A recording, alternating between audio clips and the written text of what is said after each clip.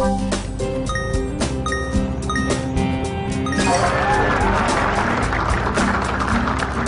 I know what you're thinking. Hey, wait a minute. TJ already reviewed this game, Derek. How dare you offer a second opinion about something I've already heard an opinion on?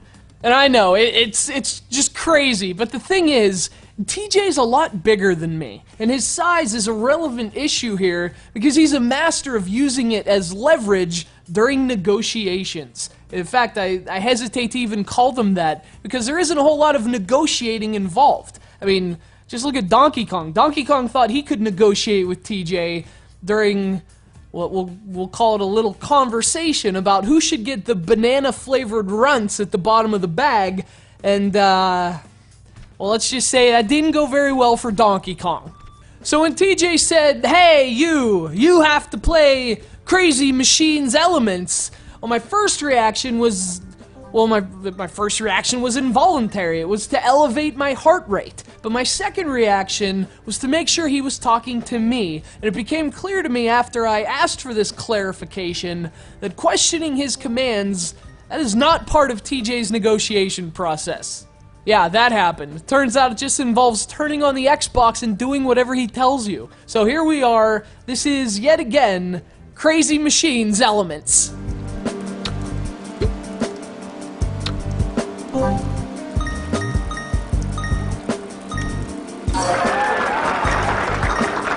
Released about a month ago for the Xbox Live Arcade, Crazy Machines Elements is another twist on the old game of Figure Out the Contraption. Now, TJ likens it to The Incredible Machine, a series of PC games dating back to the early 90s.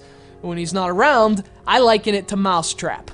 But no matter your preference for reference, the idea is the same. You have a machine comprised of several individual parts, and provided the right pieces are set in place, a chain reaction can be set off to bring the machine to life. And in the case of Crazy Machine Elements, that process is turned into a puzzle.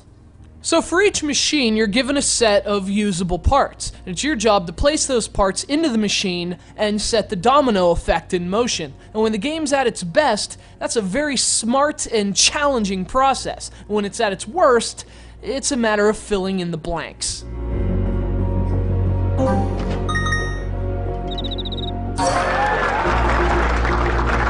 And that's kind of the problem with Crazy Machines Elements. A lot of times, the puzzle only has one solution, so there's a lot less thinking involved than you might think.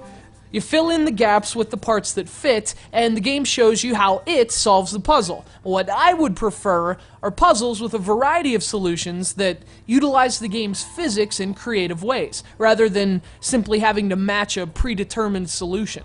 Unfortunately, the game can still be pretty clever, especially in its alternate modes. The challenge mode lets you solve a simple proposition, but with a lot more freedom, and there's also a level editor that allows you to create your own machines and objectives. The only bummer is, the level editor does not go online.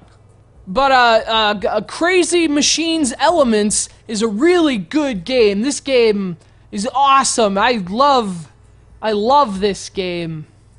Alright, now that TJ's left the room, I can also tell you it isn't quite as good as it could be. I like the addition of elements, hence the title, but the execution is a bit less ambitious than the concept. Now, still, it's a really smart puzzler, although if I say anything else, I get a figure 4 leg lock on the concrete. But little does TJ know, I know how to reverse it. You just turn over, Undertoads. How's that for physics? Woo!